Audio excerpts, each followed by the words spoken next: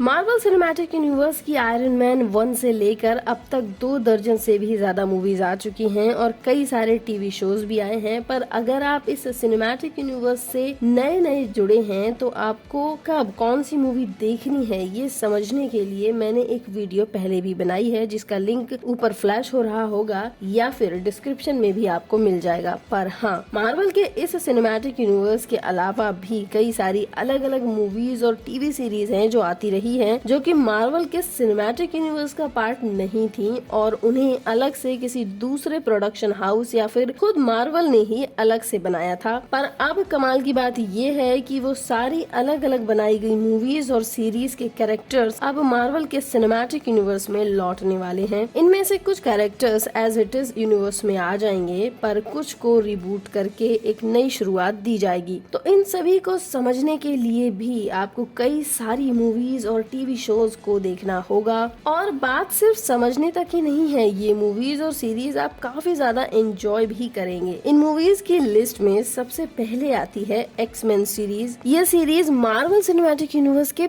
पहले से बनती आई है और इनके भी बहुत सारे मार्वल मूवीज की तरह ही डाई हार्ड फैंस भी हैं। इनमें से सबसे पहली मूवी आई थी एक्स-मेन, जो कि साल 2000 में आई थी। फिर साल 2003 में आई इसी सीरीज की दूसरी फिल्म एक्स-मेन यूनाइटेड। फिर 2006 में आई एक्स-मेन द लास्ट स्टैंड और उसके बाद आई वुल्वरीन की origin movie X Men origins of Wolverine, जो कि 2009 में आई थी। फिर साल 2011 में आई एक्स-मेन फर्स्ट क्लास। उसके बाद साल 2013 में आई द वुल्वरीन और उसके अगले ही साल 2014 में हमें देखने को मिली X-Men days of future past और फिर 2016 में आई एक्स-मैन एपोकलिप्स और फिर इसी साल के बाद 2017 में वुल्वरीन की एक और सोलो फिल्म हमें देखने को मिली लोगान और फिर इस सीरीज की आखिरी successful film X Men the dark Phoenix 2019 में देखने को मिली। 2020 में एक और film I the new mutants, पर वो ज्यादा सक्सेसफुल नहीं हुई। पर ये एक्स-मेन सीरीज लोगों की काफी ज्यादा फेवरेट है और अब ये मार्वल के सिनेमैटिक यूनिवर्स में एंटर होने वाले हैं। पर इस सीरीज के कैरेक्टर्स को रिबूट किया जाएगा। वहीं एक्स-मैन और मार्वल का एक बहुत ही मजेदार कैरेक्टर रहा है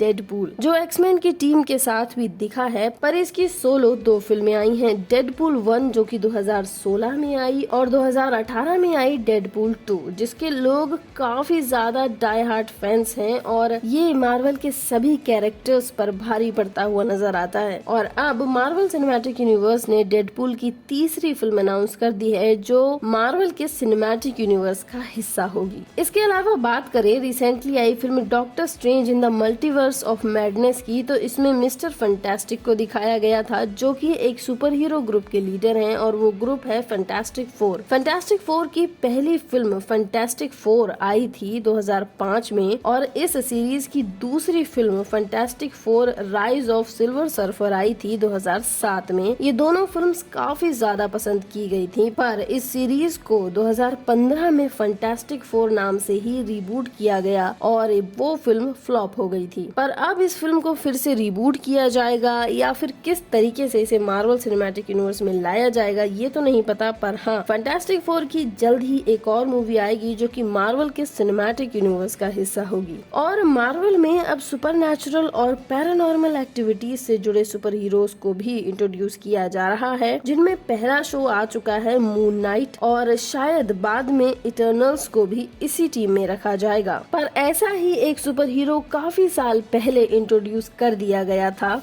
जो कि था घोस्ट राइडर। इसकी पहली फिल्म घोस्ट राइडर 2007 में आई थी। फिर इसकी दूसरी film Ghost Rider spirit of vengeance 2011 में आई थी और शायद जल्द ही Ghost Rider Marvel Cinematic Universe में भी आ सकता है। अब बात करते हैं मार्वल के एक और super hero group the defenders की। इनकी सभी की टीवी सीरीज आई है। स्पाइडरमैन नो वे होम में हमने स्पाइडरमैन में जिस वकील को देखा था वो है डिफेंडर्स के लीडर डेयरडेविल। सबसे पहले डेयरडेविल पर एक फिल्म बनाई गई थी 2003 में, पर वो ज्यादा सक्सेसफुल नहीं रही। फिर 2015 में डेयरडेविल की सीरीज को शुरू किया गया, जिसके इसके 3 सीजन्स आए हैं और इसी से रिलेटेड है जेसिका जोन्स, ये भी 2015 में आया, इसके भी 3 सीजन्स हैं। फिर साल 2016 में आई ल्यूक केज, इसके 2 सीजन्स हैं और साल 2017 में आई आयरन फिस्ट, इसके भी 2 सीजन्स आ चुके हैं और साल 2017 में ही आई द पनिशर, इसके भी 2 सीरीज हैं और साल 2017 में ही इन सारे हीरोज की एक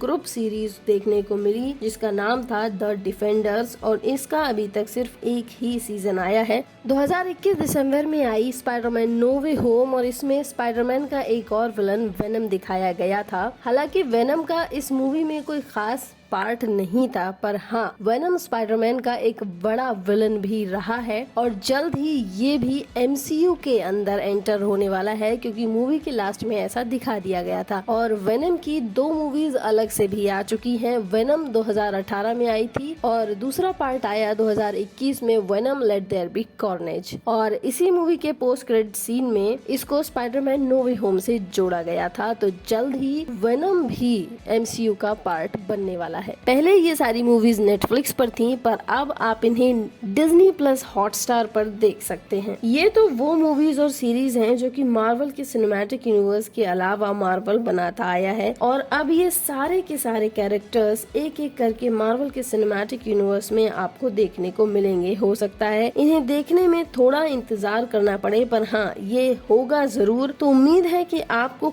काफी सारी नई सीरीज और मूवीज मार्वल की जानने को मिली होंगी और अगर आप इस इंफॉर्मेशन में कुछ और ऐड करना चाहते हैं या फिर कुछ और पूछना चाहते हैं तो कमेंट्स में जरूर पूछ सकते हैं। और अगर वीडियो अच्छा लगा हो तो लाइक कीजिए, शेयर कीजिए, सब्सक्राइब कीजिए।